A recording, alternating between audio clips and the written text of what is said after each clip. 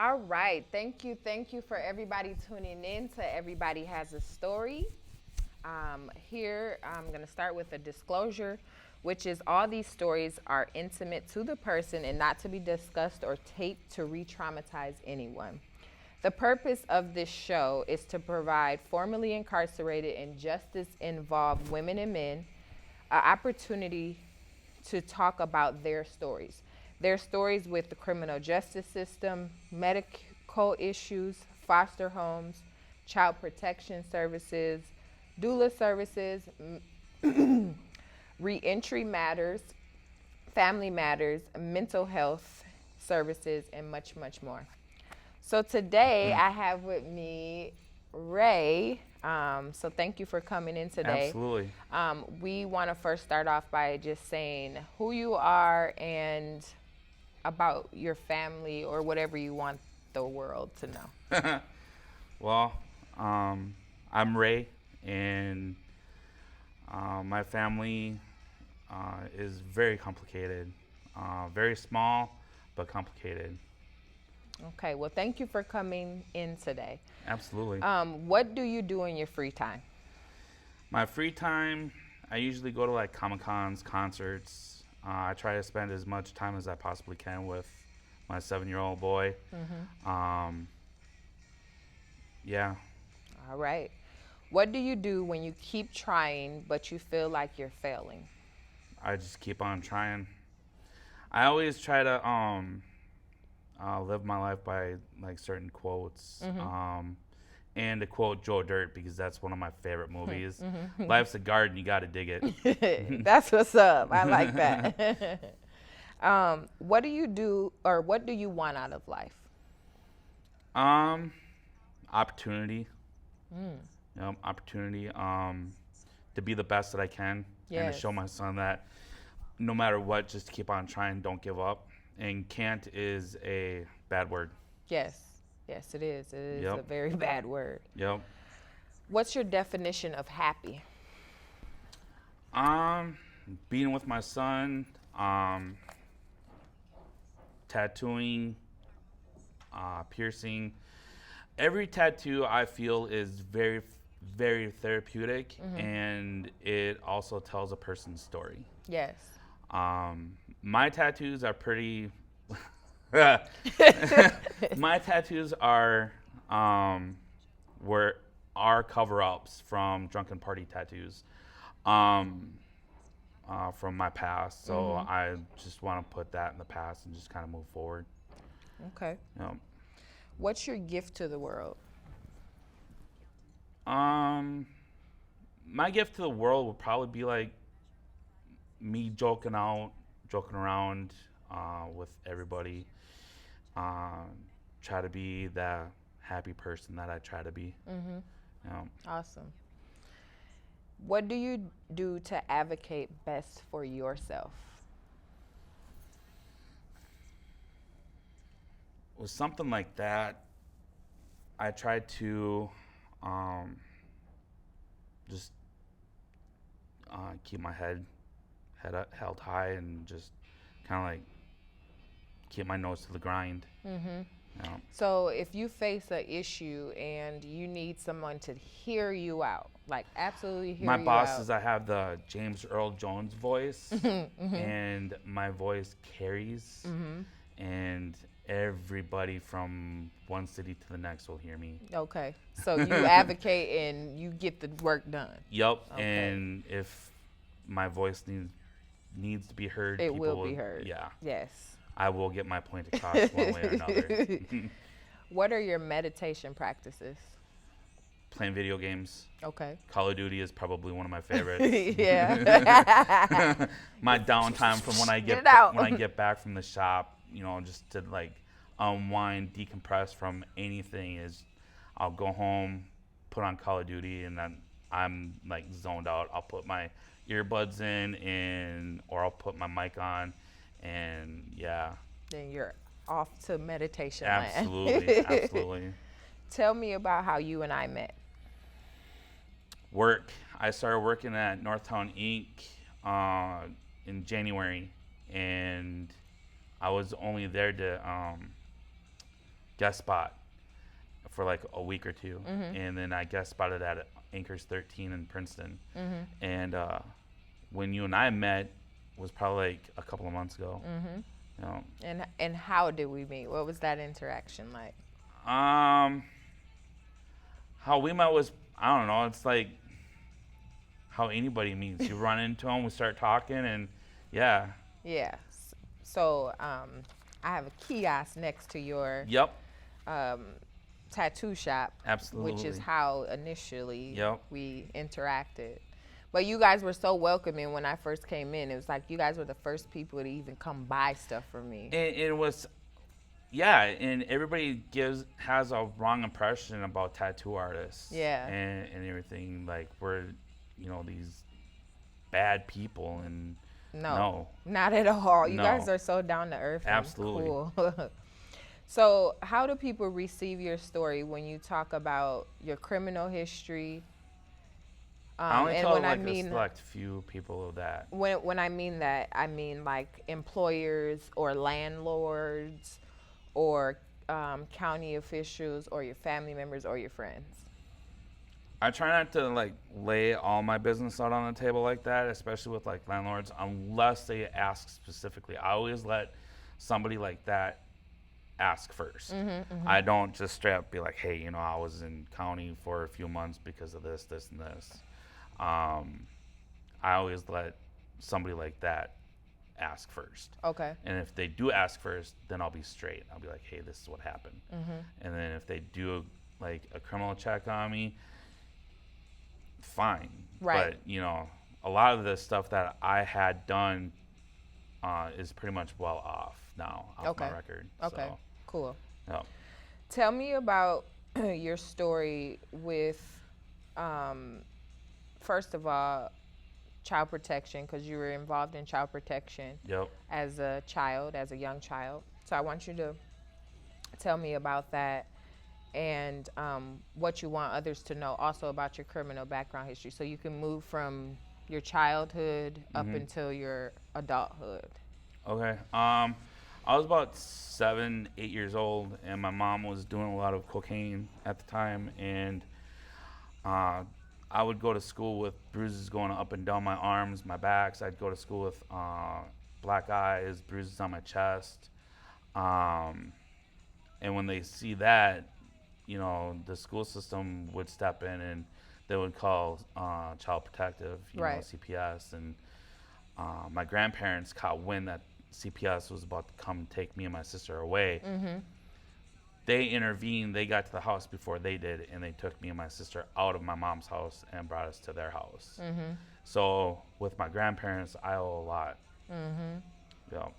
So you lived with your grandparents after your mother, or what else? I lived with my grandparents for a couple of years until my mom got her shit together, and you know, she claims she went to rehab and got sober, but even today I can walk up to her, lay a bag down, and be like, I'll trade you this for my dog, and guarantee you she'll take the bag.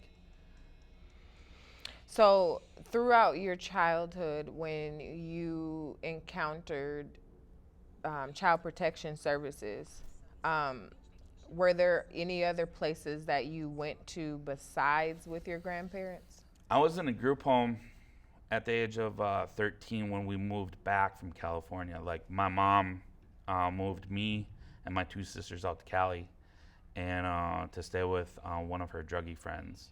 And then once when drugs and money got in the way, her friend kicked us out. So we were living on the street in California. We were living right by Compton. And I didn't go to school for almost a year because my mom thought that I would get killed in the school system out in Cali. We were in the valley by Compton. Yeah. And we were living in hotel rooms, living on the street, living in cars, bus stations. I mean, I can make the best out of any situation. Right, right. And her abusive boyfriend was able to get us a bus ticket back to Minnesota because she left him to go to Cali to get away from all the abuse. And now she turned to him, and he sent got us a bus to take it back, and then it started all over again. So you mentioned that you were in a boys' home. Yep. And where was that at? In Cokato. I was there for a year. It was probably one of the best things that has happened. Yep. And then I was there for a year, from 14 to 15. And from there, I went across the field to my foster home, and I was there for 2 years. Okay. And my foster parents were probably the best parents that I've ever had, aside from my grandparents. Like, everybody would come and visit me and all that. Like, my grandparents will come and visit me. My aunt, my uncle, they'll come and visit with me. And then, of course, my mom and her abusive boyfriend will come and visit me too.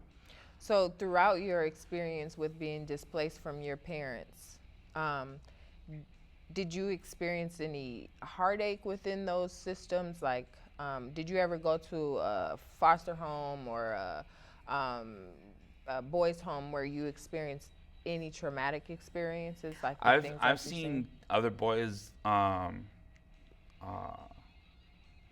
get beat up for even snitching, and then like, I've never seen that before. Right. You know, because I was in a very abusive home with drugs. Like, we'd always have bikers at the house, and I grew up around bikers, sex, violence, drugs, all that.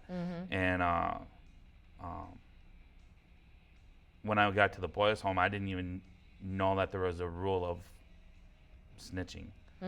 You know, because I was always told, you know, if you see something, you need to tell somebody. Right. And then you go to a boys' home, and then you see somebody beating up another person for telling on somebody.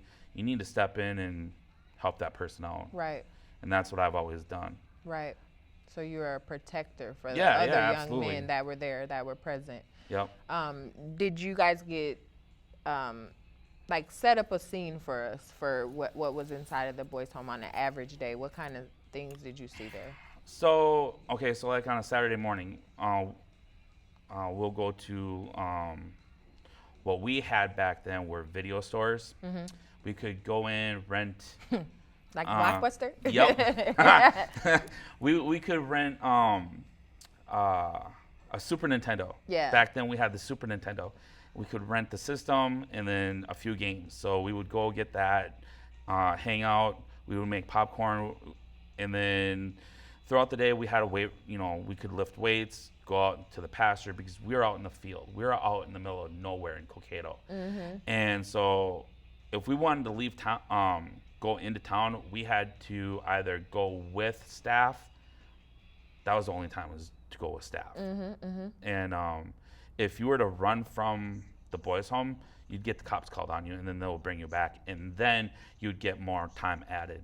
It was basically like prison. If you escape, you get time added.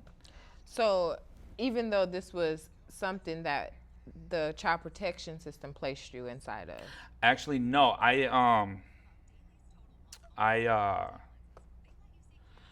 It wasn't. It was something that I did, and I don't really want to talk about that. That's okay. It was something that I did, and it was really stupid when I was 13. I was placed in jail in Litchfield, and then being my judge, whose wife was my therapist at the time, saw the home that I was in, and then they placed me in the group home. Right. I was only supposed to be there for like 6 weeks, and then 6 weeks turned into 6 months. 6 months turned into a full year. And then when I was 15, that's when I went over to the foster home. Okay. Because that's when the judge actually saw the type of home that I was in. And then he had to take it into his hands to get me out of there. But I still felt bad for my sister to deal with it, because she was molested at the age of 8. And me being her older brother, I didn't see it because we were all out swimming. And this happened when she was in the boat with my mom's boyfriend's friend. And he took a lie detector test, and he passed it with flying colors. And the court system was like, well, being that he passed, we ain't gonna pursue any more of this, so we're just gonna drop the case. Right. on an 8-year-old girl, you're just gonna drop the case because dude passed a Lie detector yeah, test? Right. like no. Right. No, dude needs to be strung up by his toenails and get cut in half with his balls out on the floor and light them on fire. Well, okay. Tell us how you really feel. So your sisters weren't removed from the home. Nope. But you were. Yes. And so your sisters continued to deal with. They actually never got abused. Okay. Yep. It was just me. But the neglect from your mother. Yeah. Well, my mom, my young, like I have 3 sisters. Me and my sister, there's a 3-year difference between me and her. And then my middle sister, there's a 3-year difference between her and my other sister. And then my younger sister, there's a 12-year difference between me and her. Oh, wow. Yep. Okay. Yep. So, and then moving on to adulthood and your criminal history, can you tell us what you experienced behind the walls of those facilities? I mean, I was just in county jail for a bit. Really isn't as bad as what people make it out to be, but like the food is just as gross. I would lose a lot of weight whenever I'd go in, and I'd come out and I'd just pig out again, gain all that weight back. You lost your jail weight, you grab it back. Yep. So you feel as if in the criminal justice system, it wasn't that bad for you? Inside of jail? Inside of jail wasn't bad. I mean, I always kept it to where I wouldn't get like prison time or anything. Yeah. You know, so you did minor stuff? Yeah. Or what we think is minor. Yeah. So did you experience like seeing people fight behind the walls? Yeah, you got to fight to just, once when you go in, like I always pick the biggest person and whoops my ass, and then just, let people know, I'm not one to mess with. Yeah. So. Yeah, and after that, you the cool guy. Yep. Cause you just, don't mess with this guy. Right. He gonna bring it to you. Absolutely. So anything else you want to tell us about overall about your life and about? I mean, well, like what? Like anything that involves the justice system. Is there anything that you want the world to know about the criminal justice system? Make sure you do your background check on your psychiatrist, because her husband was my judge. Okay. How do you background check your psychiatrist? Well, it turns out that I got to give a background check for you before you can talk to me. Yep. I mean, I went through at least a half a dozen psychiatrists when I was like 13. Yep. One of which, his name was Dick Tracy. Oh, wow. I know, right? That's a cool name. Yeah, absolutely. So, do you feel like therapy helped? No. For me, getting tattooed helps. Like right now, like I deal with PTSD, depression. When my depression kicks in, it kicks in, and it's like hardcore. Yeah. I was living in Florida with a friend of mine, and like I was watching her kids, but like I felt like I couldn't get a job, I couldn't have a social life, all that. Me, I was always brought up being told that you're the man, you're the breadwinner, you need to work and bring the bread home. And I've always been like that. I've always been a mule. I've always been a hard worker. But being down in Florida was cool because I was closer to my 7-year-old, and but like I couldn't have what I have up here, and because I was always stuck at home, and then being stuck at home and watching 2 kids that don't listen to you makes it difficult. Pretty hard. Absolutely. And then all of a sudden my depression would just kick right in, and it's like I just want to be left alone. Right. And my depression almost got the better of me. Almost got the best of me. And what kept me going was my 7-year-old. So, yep. So, in life, you have experienced a lot of trauma, which probably leads up to your reasoning of your depression and your post-traumatic stress disorder. Yep. You believe that, right? Oh, yeah, absolutely. Yeah. Absolutely. So hadn't you would have experienced those traumatic experiences, you probably would be a different person. Yep. I don't know. I kind of feel like what I went through made me a better person and a stronger person. You know, because it's something that I don't want my son to grow up seeing or you know, anything like that. You know, because as a parent, you need to protect your kids. Right. You know, and I mean, I may not be the best, you know, person or the best, you know, father around, but you know, I try to make it up with my 7-year-old. Right, and we all have flaws. Oh, absolutely. Nobody is perfect. Yeah, will ever be perfect. Yeah, there's no such thing as a perfect person or, you know, a perfect parent or anything like that. There's no such thing. No matter how hard you try to work for that. Yeah, absolutely. Yeah. It's not gonna. You're not gonna obtain that because we're all flawed. We were born flawed. Yep. So, where are you at right now in life? Just trying to make my mark. Trying to make your mark? Make my mark. And what does that mean? I'm just trying to make my mark in the tattoo industry and for people to just, you know, look at me and be like, because of you, I never gave up. Yeah, yeah. Because of you, I can still push forward and move towards a better me as a person. Yep. Yeah, that's unique. Yep. Do you feel that you have the support you need from your community, your friends, and your family, and your employer? Not so much the community, but like with my boss, yes. My family, yes. What about your friends? I have very, very little friends. Okay. My circle of friends is very small. So like small, you're looking at yourself. Pretty much. Pretty much. So, and when you say no from the community, that's where I try to make my mark. Is try to make my mark with the community, and like, you know, I have all my business cards, so it's like the boss gave me the 3-foot rule. Somebody has tattoos and they're 3 feet away from you, you give them a business card.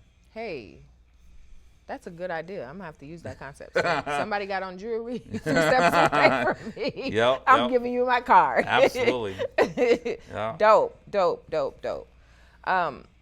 What is your motivation and intentions for this project that we're doing today? Just to let people know that, you know, you can't trust the system. You know, I've always, you know, I watched a lot of wrestling when I was a kid. I mean, a lot of wrestling because when your mom dates Jesse the Body Ventura, yeah. Your mama dated him? Yes, my mom dated Jesse the Body Ventura. What? Before he became the mayor of Brooklyn Park and the governor. Wow. And her girlfriend dated Hulk Hogan before he became famous. Before he got married? Yep, all that. Oh, wow. Yep. So, wow. Yeah, I mean, I loved wrestling. And then when Stone Cold Steve Austin came into the Attitude Era, he lived by a saying, don't trust anybody. So it's like, I have a hard time trusting people because of the system. Because to me, like, anybody could be a snake. Anybody can be. And to me, I feel like when people are snakes, they have this mask on. And they want to pretend like they're your friend. Right. You know, to get something from you. Yeah. And then, like, when they got it, they got it. They got you under their thumb. They can do whatever they want to you. And then once when you see past that mask, then it's too late. Absolutely, it's too late.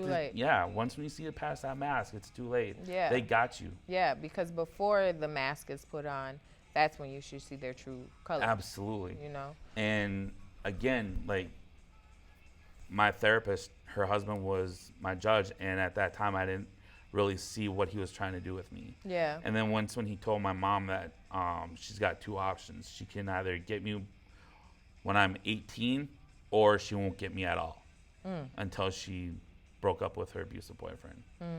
And then that was like the motivation that she needed to get away from him. And by then it was just too late. She's a gaslighter right now, and she's just too far gone. Yeah. Yep. Yeah. So, you say your motivation is to let the world know that the system is broken. Absolutely. Do you find, or have you seen injustices that you just looked at like, wow, wait a second, this just ain't right? Yeah, like right now there's a kid that just got 30 to 60 days for molesting a 1-year-old, and like, how is that even possible? Right.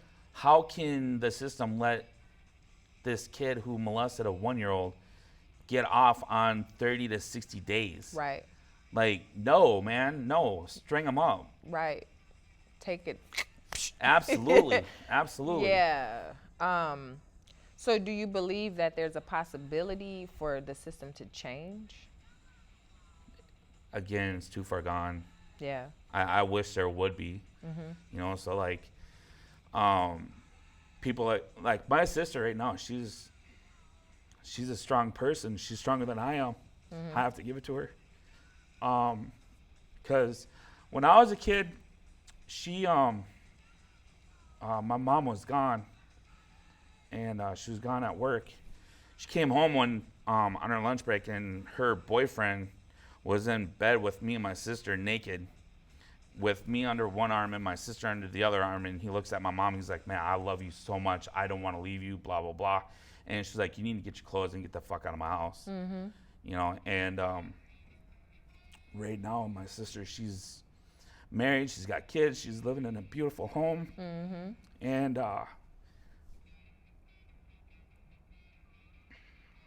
it's okay. Yeah, I tell her all the time how proud I am of her. And same with my younger sister too. My younger sister, she's married. She's got her own business. She's got her little one. All that. And here I am. I'm, you know, I don't have I have a roof, but like, I'm staying from one place to the next. But yet I still work full time. I go to work. I'm driving my aunt loaned me the money to get my new car. All that. But you're still prevailing, and you're still standing. Absolutely. And you still bring your best every single day. And I've seen it myself. I know when times when you don't even want to go to that place because you're fed up. Absolutely. But there's times where I just want to burn that place to the ground with everybody in it. There's times where I wake up in the morning and it's like, God, do I really want to deal with stupid people today? Right. You know, and yeah, it's like I just keep moving forward. Yes. And I'm proud of you for that, because everything that in your life that you was set for failure for you, you prevailed against that. Yep. And I'm sure that half of the people in this world who experience the things that you have experienced wouldn't be here smiling and talking like you today. Yep. People give up. People don't keep moving forward. They have a poor me excuse. Absolutely. They have every reason to just... They blame everybody but themselves. Right.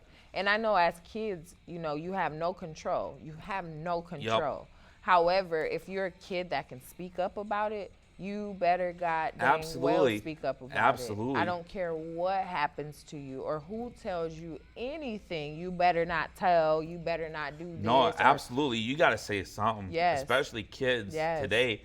You know, I know 1-year-olds can't speak or anything, but like. But honestly, we have to be protective of who we have around our children. Oh, absolutely. You know, absolutely. Because I'm not saying that everybody is at risk of being molested or treated unfairly. But at the same time, if we as people pay attention to those who are around us, then we would know like what's going on in our households. Absolutely. We know what's going on in the back scenes of things if we as people pay attention to that. And never do you put a spouse or a boyfriend or a girlfriend or someone who you're liking on in front of your kids. My mom did that with us all the time. She would put her boyfriends, her husband in front of us all the time. And even now, like after my grandmother, she passed away, and so did my uncle. My uncle and I, we grew up like brothers. And because we were so close in age, like there's a 7-year difference between me and my uncle. And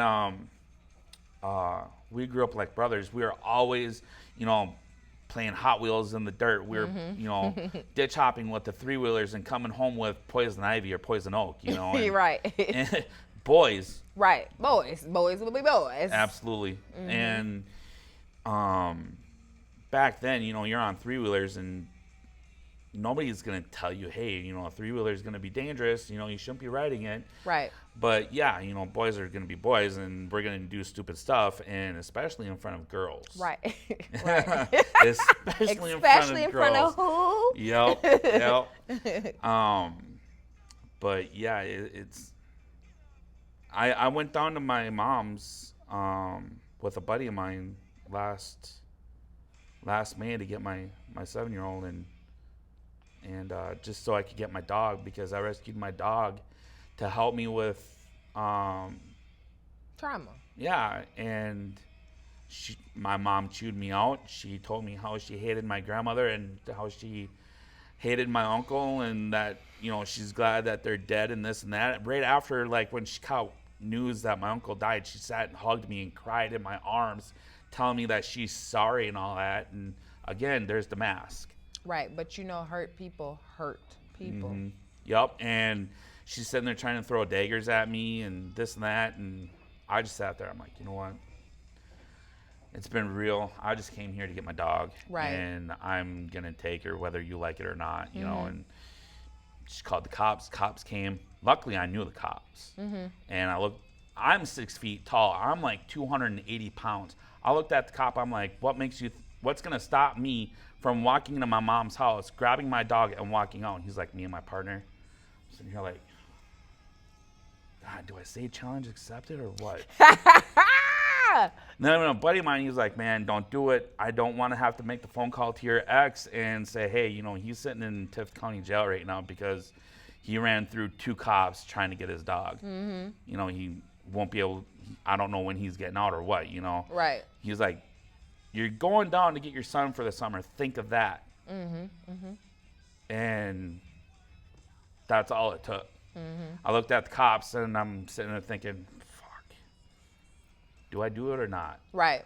Do I risk going back in the county and then, but no, I just gave my mom the finger, tell her to fuck off, and went down and grabbed my son. Not your finger and fuck off. Yeah, So all of that, you're still a ray of sunshine. Try to be. That's your name, Ray. Yeah. So you're a ray of sunshine. Yep. And again, I'm proud of you. Thanks. I'm really, really proud of you. What does the words acceptance and equality mean to you?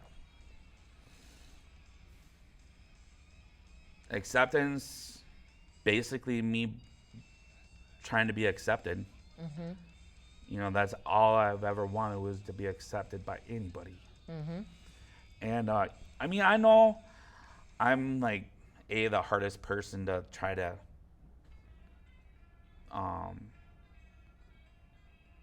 talk with or what. I'm actually pretty easy when, like, I know I'm very intimidating. Like, I had a huge, like, bushy red beard, and I know I'm very intimidating. And, like, believe it or not, I pierce children, and children are probably one of my better clients.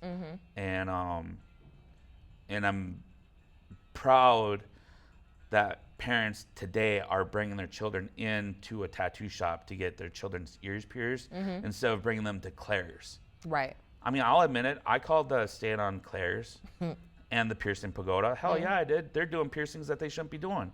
That's taking money out of my pocket to feed my kid. You know what I mean? They shouldn't be doing that with a piercing gun, no less. That's causing trauma to the cartilage. And equality, I'm just an equal person. Do you believe that the world gives acceptance and equality to all? No. Say more about that. Okay, so back in 2004, I decided to join the National Socialist Movement. Okay. Which is the largest neo-Nazi group in the U.S. right now. Because I wanted to be accepted by anybody. I was starving to be accepted by anybody because I didn't have that. Yeah. I was with them for about 14 years, and I was recruiting kids. I was recruiting damaged kids like myself. Yeah. We would attend rallies, all that. But the thing with them is that, like, they're not a hate group. They don't, like, go up to some random non-white and just stomp them just to earn their red laces or anything. I had a 1931 Warmock bird with a swastika from the talons tattooed on the back of my head because I was starving for attention. That was my attention getter. Right now I have all my swastikas covered up. I broke off of that. I have no communication with any of those guys to this day because right now I'm focusing on my career as a tattoo artist. And to me, that is, and I want to be accepted by the tattoo community and the industry as well. So I try to attend as many conventions as I can. And my 7-year-old's mom, she knew about me and everything. And her being from the South, she was cool with it because of her family history too. So she was fine with it. I have all my stuff all packed up, boxed at my aunt's. I have no desire to rummage through it or, no.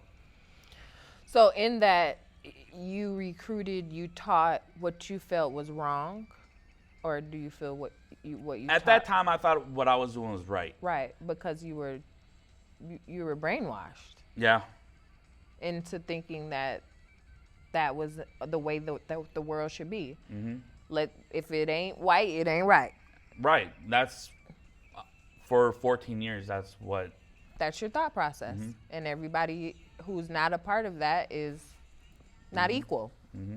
Yep. And I thank you for sharing that because that's huge. I never knew that about you. I try to keep that on the DL. Well, I mean, and either way it goes, I would have never judged you for your choices.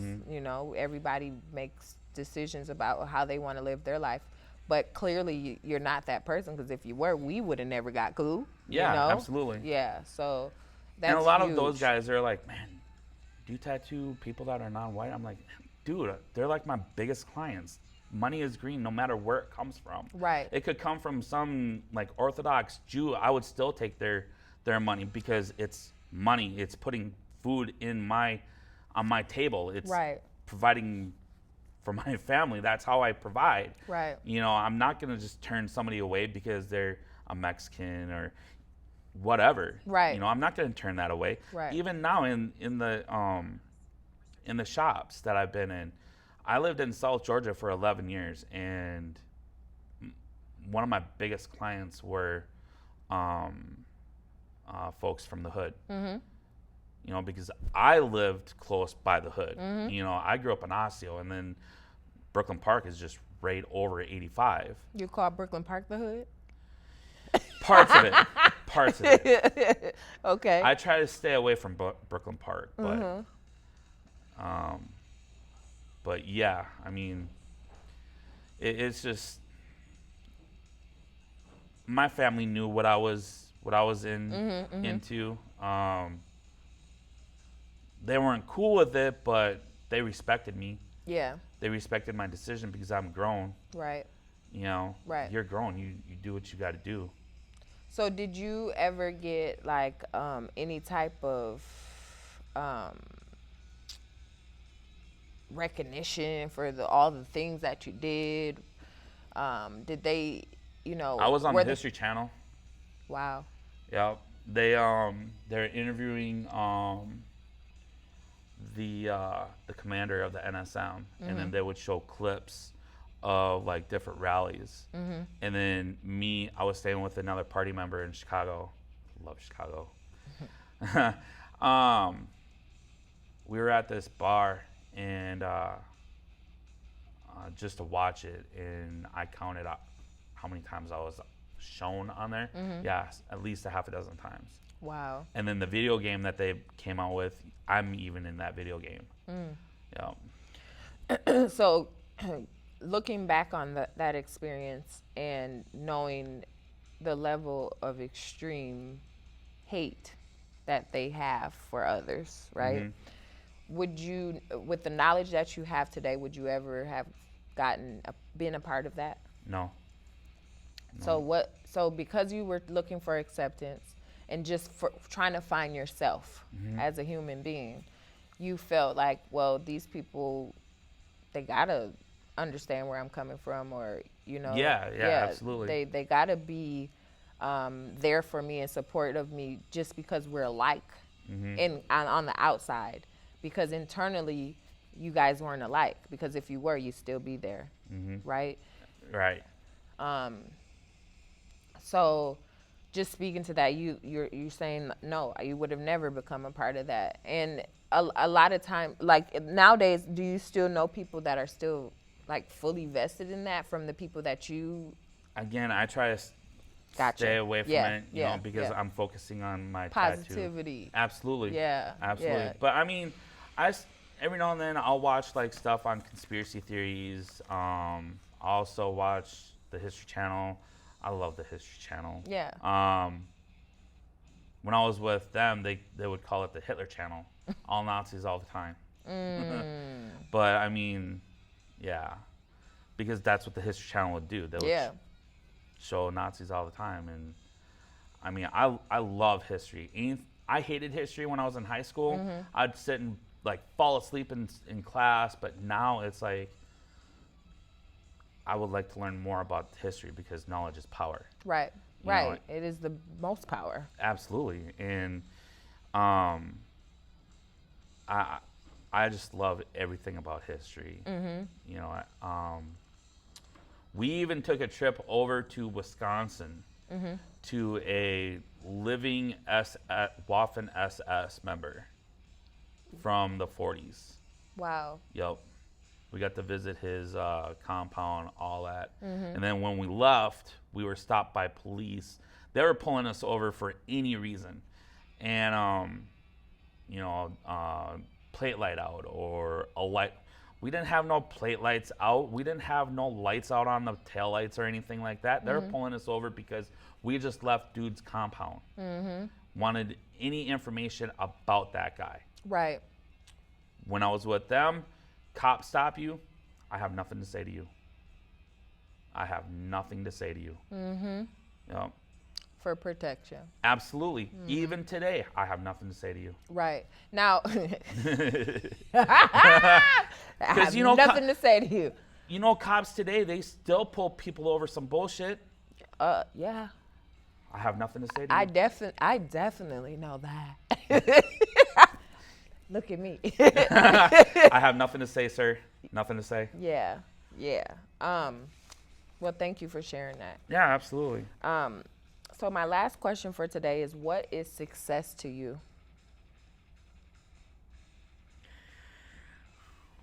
Success to me would be like just facing the person that did all this to me as a child, and just say, you have no more power over me. You can't do this to me anymore. And that's what I've been trying to do. I got in contact with the guy on Facebook, and everybody's like, why? And just let him know he has no power over me anymore. I would go to sleep, my hand would sit and twitch, my whole arm would sit and twitch because I'd be in such a deep sleep that I would still have nightmares from it. Even at 42, I still have nightmares. You 42? Yes, you ma'am. old. No, I'm just playing. Even with a shaved face, people are like, damn, you got a baby face. Yeah, I never knew you were 42. Yeah, yeah. But so just taking care of yourself and getting past the trauma that you experienced in life is success to you. Yep. Anything else success to you? My 7-year-old is my success. He's the one that keeps me moving forward. Your opportunity to do it all over. So the things that you experienced in life don't happen to him. Yep. That's good. That's real good. Was there anything else that you wanted to talk about or tell the world about, or anything else on your chest that you need to let go?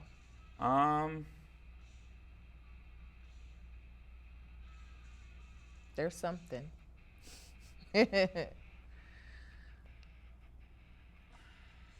Well, example. What would your example be? Well, no, I'm saying there's something there because I can see it. Growing up, with like all the trauma that I went through, music has been a big part. Like Megadeth, I got the opportunity to meet Dave Elfson, the co-founder and bass player of Megadeth. Okay. And I handed him my business card with my number on it, and my name was on there, and he looks at it, he's all like, Ellison, huh? Kind of goes with Elfson. I'm like, oh my God, that's so badass. I was such a complete fanboy that day. But even to this day, Megadeth has been a huge part. I know a lot of people, they'll sit and they'll listen to like the Foo Fighters. I've heard of them. A guy I went to high school with who's got Foo Fighter tattoos on his arms and plates that say Foo Fighters on it. I'm like, bro, come on. That's just a little extreme, man. He's a fan. Hey, you know what? I'm a huge fan of Megadeth and Motley Crue, but yeah. But yeah. So music has helped you find your voice too. Yep. So if you could tell anybody out there, like, utilize music as therapy too. Music, magazine, like Hip Parader, Circus, Kerrang, all those magazines have been a huge part. Now we don't got those anymore, so now it's tattoo magazines. Any type of tattoo magazine for me is like, I just dropped $50 on tattoo magazines the other day at Barnes and Nobles. Okay.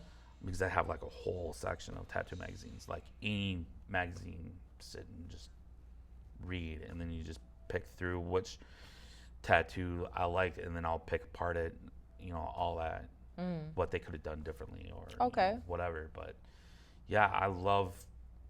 Right now, I've been trying to get a hold of any type of tattoo magazine to see how I can do like a spread in it or get into their magazine, just to like make my mark again in the tattoo industry. Have you ever thought about making your own tattoo magazine?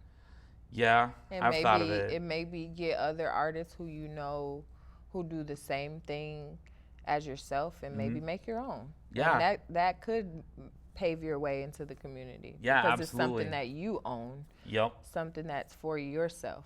And you'd probably put so much detail and emphasis into it that it would be a great product. Absolutely. I mean, I know a lot of artists, they don't like to share like secrets or anything like that. And even if I were to do my own magazine, I still wouldn't put those secrets in, because it's a secret. You gotta earn your stripes to get that knowledge. Mm-hmm. Again, knowledge is power. My friend in Florida, she's seen me struggle through the different shops that I've been through, and like I've climbed my way. I've had really shitty mentors. Like I'm a recovering drug addict, Mm-hmm. and I was using meth and acid as a Band-Aid Mm-hmm. to over, the Cover up to cover the up pain. Yeah, absolutely, and alcohol too. I've been clean from meth now for like 14 years, Yes. and you probably couldn't tell because when you get sober from a drug, you gain a lot of weight. Mm-hmm. When I met my son's mom, I was 220 pounds. When she got pregnant, I went from 220 to 230 because she liked to cook. Yes. I have never dated a woman who did not cook, and especially that would cook for an army. Mm-hmm. And she was an amazing cook. She's amazing too. Like I try to be friends with her even now. Mm-hmm. Like even though she's married and has another child with her husband, I still try to be friends with both her and her husband just for the sake of my son. Right. And because I don't want him to see all three of us, at each other's throats or anything like that. Right. Or him to experience what you did as a kid. Absolutely. Mm-hmm. And I just want him to grow up and, learn that, can't is a bad word. Mm-hmm. It's not, it is a bad word. Right. If you use the word can't all the time, you're not going to go forward. You're limiting yourself. Absolutely. It's all about what you say out of your mouth that you want to manifest into the world, into the universe. And that's why people say you have to be careful with the things that you say. Absolutely. But not only do you have to be careful with the things that you say, but you have to be careful with the things that you think. Yep. Because what goes on internally will come out externally. Yeah, you got to think before you speak. Definitely. Me, I have no filter. I have none. You have a filter. I try to. Yeah. I try to. You have a filter. But I think that you're just confident in who you are. Mm-hmm. And so when confidence comes off sometimes as arrogance or cocky or having no filter. Mm-hmm. But it's just, and for me personally, like I'd much rather get it out than for it to set inside of me, because then it's going to boil and brew and then I'm going to explode. And then that's not helpful for anybody. I don't like to talk about like, battered women or anything like that, because I saw my mom go through it. Yeah. Me and my mom, seen it firsthand. And I had all that all bottled up, and I didn't talk to nobody. I didn't have nobody to talk to. I felt like I couldn't talk to anybody. Yeah. But my ex, she was very known on pushing my buttons. She knew what buttons to push. Mm-hmm. And it was like every time I'd sit and restrain myself from doing anything. Mm-hmm. I would leave the house. I would sit in the bedroom. I would like bawl my eyes out because this chick's just at me pushing my buttons. And it's like, you need to stop, or I am gonna be who you don't want me to be, and I'm about to blow up. I'm gonna blow, and then when I blow, you ain't gonna like what you see. Right. And sure as shit, she did it one time, and then I finally just blew up. And this is a subject I don't like to talk about, but I am gonna talk about it. Mm-hmm. I grabbed her by the throat. I threw up against the wall. 6 cops came, and I had steel-toe boots on. I kicked her computer through her legs, hit the wall, put a hole in the wall. Whoa. I stomped the shit out of that computer. My boots had SS bolts and swastikas up underneath it, and you could see the imprints on that computer. Wow. Yep. They're like, have you ever been arrested for domestic? I'm like, no. Mm-hmm. And they're like, well, sir, you're about to be. Mm-hmm. And they threw me up against the wall, handcuffed me so tight that the circulation on my wrists were cut off. By the time they brought me to Anoka County, my hands were blue. That's how tight the cuffs were on. And after I calmed down in the squad car, I bawled like a girl. And like a girl. Yeah. No, you bawled. I don't know about like a girl. I bawled. When I got to Anoka County again, I just stayed in my cell, and I pled guilty to a domestic. After 2 years, it would go down to a disorderly. I had to do domestic violence counseling. I had to do I did anger management on my own, just to show the judge and the courts that hey, I'm doing this on my own, and blah blah blah. I was on supervised probation for 5 years, and then I met this other girl down in Virginia. I ended up just packing my shit, didn't tell my PO nothing, just moved down to Virginia, stayed with her for like 2-3 months, and then finally got something in the mail saying that I have a probation violation on me because I didn't tell my PO what was going on. Went back to Minnesota. I had to come back to Minnesota twice because of that. And the second time, the first time the judge allowed me to take all that down in Virginia. Well, I swapped my license out in Virginia. I was no longer a resident of the state of Minnesota. So I was a resident of Virginia. I came back again. The judge was like, well, being that you're no longer a resident of the state of Minnesota, we're just going to close your case after a year and a half. Even though it's not even on my record. If you were to Google me, search me, or whatever, you will not see that on my record. But that is a subject that's something that I don't like talking about. But in a way, I kind of feel like I had to in this situation because of what I went through as a child. I told her to stop. You need to stop and back the fuck up a little bit. You're about to see a side of me nobody wants to see. Right. When I did meth the first time, I was with another girl, and she told me that my eyes turned black, and everything that was bottled up inside me came out that night. And it was not good. Not good. I smoked weed with a childhood friend of mine, and I was pale. I was cold, and I couldn't get a hold of him for like a week. When I did, he told me what it was laced with. It was laced with heroin, cocaine, LSD, and PCP. I didn't even know you could get all that stuff in. Oh yeah. I didn't even know all that. I was tripping in Cub. Like I was seeing like some weird shit in Cub. I was pale as, like I was death. My shirts were soaking wet from me sweating. That was from the heroin. Tripping was from the LSD and the PCP, and then my heart was racing, and that was from the cocaine that was in it. And I was in a hotel room with some friends of mine, and again, I was still pale as a ghost, and I was tripping. I was visualizing. I literally saw this, that I grabbed this guy by his ankles, bashed his head up against the wall, and smeared his face across the wall, and I saw blood going across the room. I visualized that while I was tripping. Wow. That was the trip. That was the PCP and the LSD. Yep. That was from everything that has ever happened to me, and I had it all bottled inside me. And it came out. So, looking back on the experience with your baby's mom, right? Yep. Your child's mother. And knowing what you experienced growing up with your own mother, I'm absolutely sure that you put out there that you never put your hands on a woman, right? Oh, absolutely. Absolutely. There's lessons to be learned. Yeah, of course. That's life. life. Yeah, absolutely. Life is one big lesson. It is.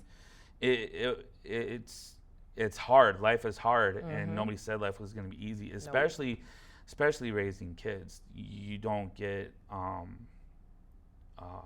an owner's manual for right. for children. You change the diaper, you feed them the bottle, and then it's done. No, it don't work like that. Yep, there is no owner's manual on raising a child at all. It is very hard.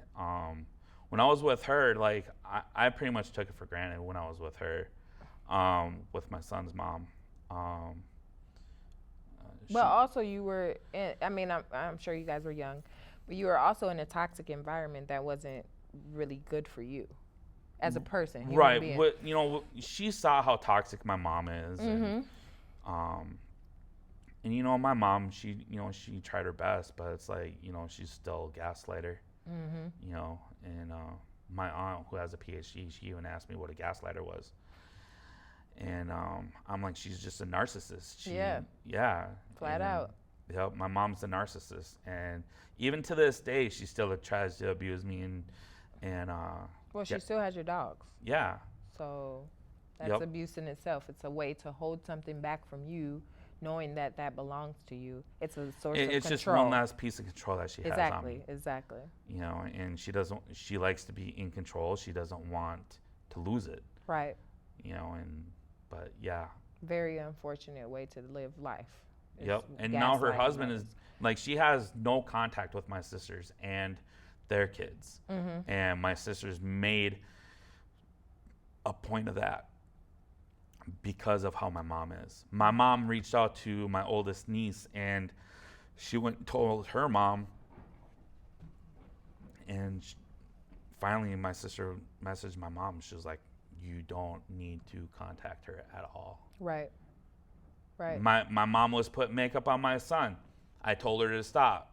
Putting makeup on your son? Yeah, okay, so my son would see my mom getting ready for work. Yeah. And he would sit with her and this and that. And she would put makeup on him. Foundation, the eyeshadow, lipstick, all that. And then she'd be like, oh, such a pretty girl. And I told her to stop. She laughed at me. She did it again. Stop. I'm not joking. She laughed at me.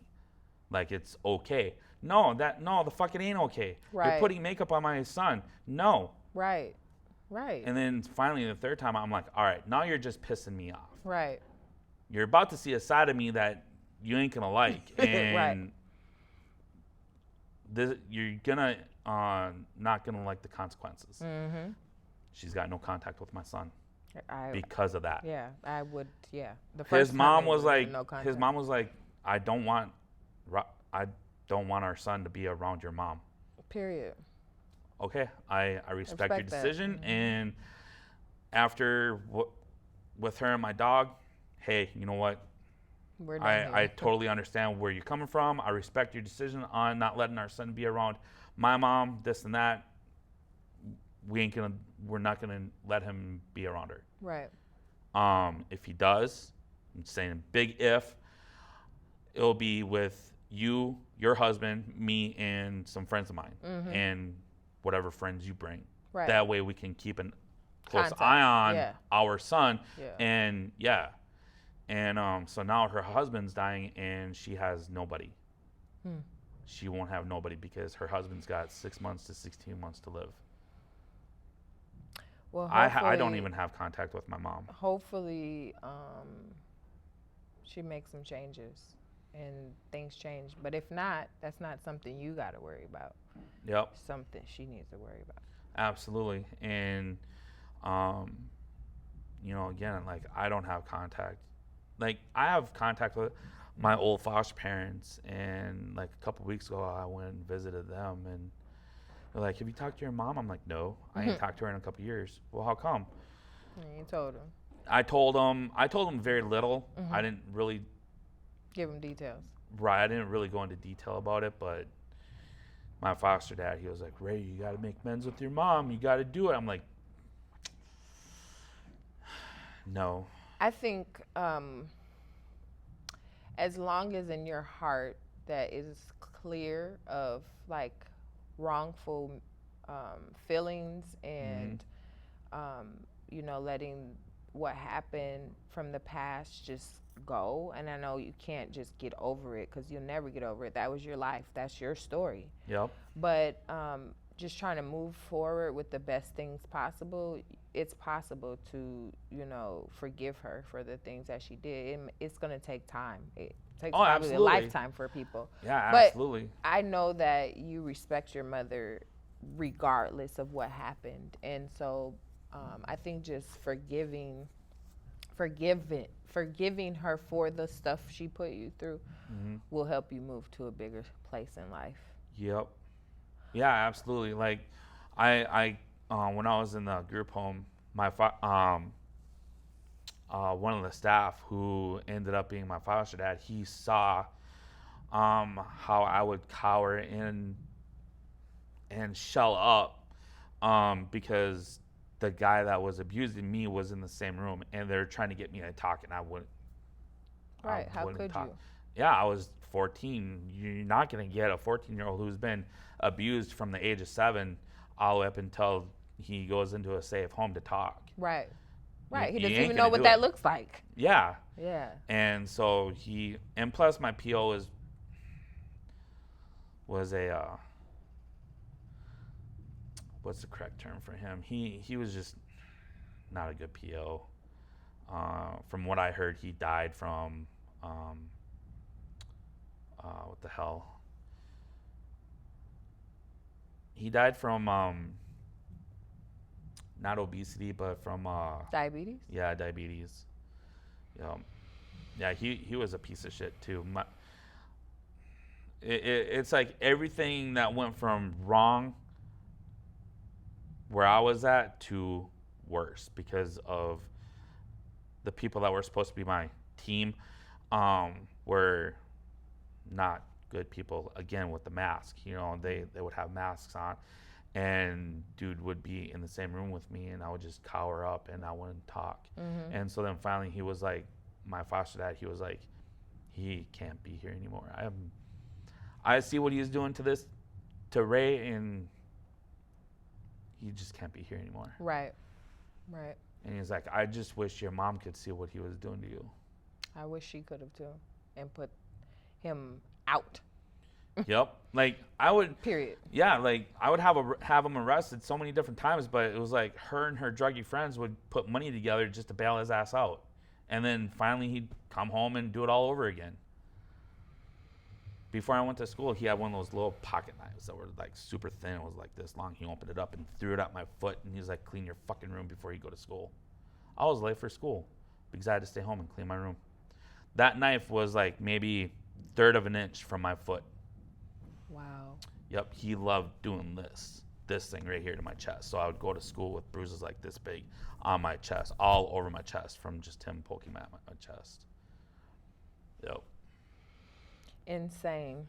Yep. Well, thank you everyone for tuning in to Everybody Has a Story. If you are interested in coming on the show and telling your story, please get in contact with me. Or if you are interested in learning more about Ray, you can get in contact with me as well. You can do so by emailing me at sierrasparkleshop@gmail.com. That's SIERRASPARKLESHOP@gmail.com. Man, that's a lot for an email. Yes. Shit, mine's just simple. I know. It's sometimes mine's fatmaninaLittlecoat@gmail.com. Sometimes you can make things simple, but sometimes you can't. But thank you again for everybody. I appreciate you guys tuning in to all of my shows. We appreciate your time and listening to Ray's story today. And you have a blessed day.